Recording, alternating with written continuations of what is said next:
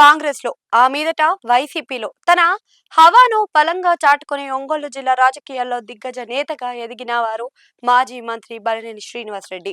ఒంగోలు నుంచి ఆయన మొత్తం 5 సార్లు ఎమ్మెల్యేగా గెలిచారు. జిల్లా మొత్తాన్ని హోల్డ్ చేసి మరీ పార్టీని నడిపించిన నాయకత్వం ఆయనకు ఉంది. వైసీపీలో బలినేని రాజకీయం సాగుతుందని అంతా అనుకున్నారు. కానీ అనూహ్యంగా బలినేని బయటకు రావడం, అలాగే జనసేనలోకి చేరడం జరిగిపోయాయి. జనసేనలో మొదట్లో బలినేని రాక కూటమిలో కొంత గ్యాప్ క్రియేట్ చేసిన అనుభవం కలిగిన నేత కాబట్టి జాగ్రత్తగానే సర్దుకున్నారు. ఇప్పుడు తన రూట్ ను సీట్ ను కూడా ఆయన చూసుకొని ఫ్యూచర్ పాలిటిక్స్ కి మాస్టర్ ప్లాన్ ని రెడీ చేసుకున్నారు అని కూడా అంటున్నారు. ఇదిలా ఉంటే బలినేని తాజాగా ముఖ్యమంత్రి టీడీపీ అధినేత చంద్రబాబుతో భేటీ కావడం జిల్లా రాజకీయాల్లో చర్చనీయాంశమైంది. ఆయన జనసేనలోకి చేరి చాలా కాలం అయినా ఎప్పుడు చంద్రబాబుని కలిసిన సందర్భం లేదు. అలాంటిది అనూహ్యంగా ఆయన ఈ భేటీ వేయడంతో ఒంగోలు రాజకీయాల్లో కొత్త సమీకరణలు ఏమిటి అన్న చర్చ అయితే స్టార్ట్ అయింది.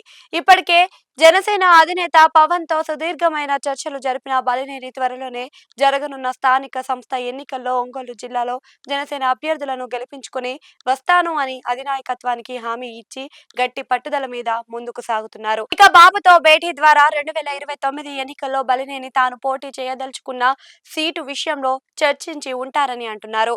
ఆయన ఒంగోలు జిల్లా దర్శి నుంచి వచ్చే ఎన్నికల్లో పోటీ చేస్తారు అని ప్రచారం అయితే తాజాగా మొదలైంది. దర్శి అన్నది వరుసగా 3 ఎన్నికల నుంచి వైసీపీ చేతిలోనే ఉంది.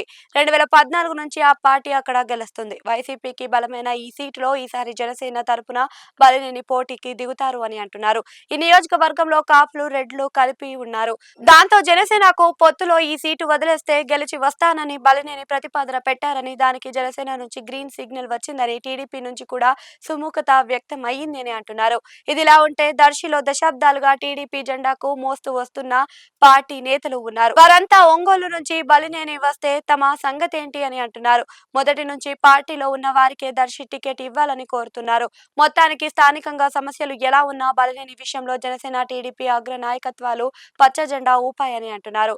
ఆ విధంగా తన పోటీకి తన సీటుకి బలినేని సేఫ్ జోన్ లో ఎంచుకున్నారు అని కూడా అంటున్నారు. తొందరలోనే బలినేని దర్శికి ఇన్ఛార్జ్ గా జనసేన నియమిస్తుందని అంటున్నారు.